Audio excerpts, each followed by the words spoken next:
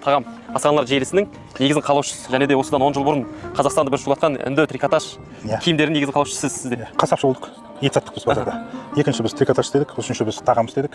Жаңағы асхана осы төртінші үлкен проект. Кәсіпте неше жылсыз? Кәсіпте бір 30 жылдай ғой, 17 жастан бастадық жұмысты. Табиғи өнім кетіп бара жатыр. Азайып бара жатыр. Жоқ почти.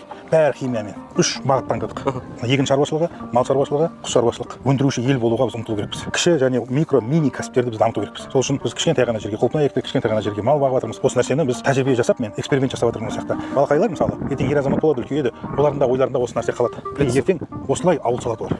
Ұяға келмейді. Өз жеріне әркім өзіне осындай ауыл салу керек. Неге адамдар атмосфераға барып ақша төлейді деп ше? Тамаққа төлемейді. Тамаққа логика жоқ ешқандай. Соны миымызға құйып тастады маркетологтар. Что, мынандай жерде отырсаң, сен өзіңді типа блатной сезінесің да, например.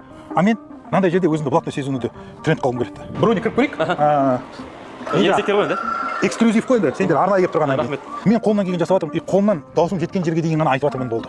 Осылай ауыздан ауызға, қолдан қолға. Әшейін ғана сөз болмай енді. Мен сөзім, мына менің ісім. Осы жерге келіп осы өнімдерді осы салалармен, осы шаруашылықтармен танысып, үйреніп кетуге Жеңіс аға есік ашық дейді тұрсыз ба? Есік ашық. Өте есік ашық. Бізде есік жоқ вообще. Кіре беруге болады, Аллаға шүкір. Және информация керек болса, ненің неден шығып жатқаны, қалай екенін, математикасы ма, пожалуйста, біз оған дайынбыз. Өзіміздің тәжірибемізбен бөлісуге.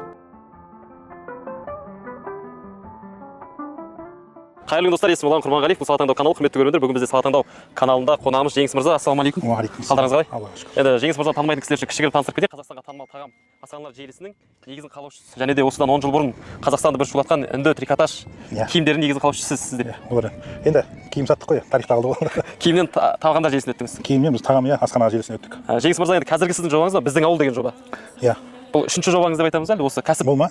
Мен өмірімде істеген төртінші проект қой енді. Бірінші біз қасапшы болдық. Ет саттық біз базарда. Екінші біз трикотаж істедік, үшінші біз тағам істедік. Жаңағы асхана осы төртінші үлкен проект. Біздің ауыл төртінші проект. Біздің ауыл осы. Кәсіпте неше жылсыз? Кәсіпте бір 30 жылдай ғой, 17 жастан бастадық жұмысты. Қазір 47-деміз. Біздің ауыл жобасына кіруіңіздің басты себебі не енді? Тағамдар желісінен ауылға кетіп қалуға не себеп болды? Әлде өзіңіз ауылды сағынып келдіңіз бе? Қысқаша айтқанда необходимость болды. Мұқтаждық болды бұған.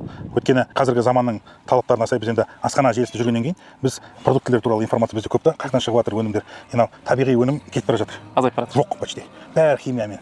Енді былай қарадық та, енді біз ертең өзіміздің өнімді өзіміз өндірмесек, біз енді жұрттың бізге берген химиясын жеп, ертең ұрпаққа не қалдырамыз деген бір негізгі ойлардың бірі осы болды. Одан кейінгісі артымыздан өсіп келе жатқан балаларымызға, ұрпағымызға еңбекке баулу деген тақырыпты көрсетіп кету. Негізі не қайдан шығады? Еңбек деген не? Осының барлығын біздің балдар біліп көріп өсу. Жеп жатқан алмасын базардан алған жоқ, дәнді ектің, дәнді суғардың, одан ағаш шықты, одан жапырақ шықты, одан өнім шықты, дәріледің, содан еңбекпен алып, соңында жейді қалай келгенін түсіндіру ғой. Иә, осыны түсіндіру, барлық нәрседе біз еңбек етіп келе жатырмыз. Қазіргі заманда мынау гаджеттер дейміз ғой, жаңағы дамыған технология дамыған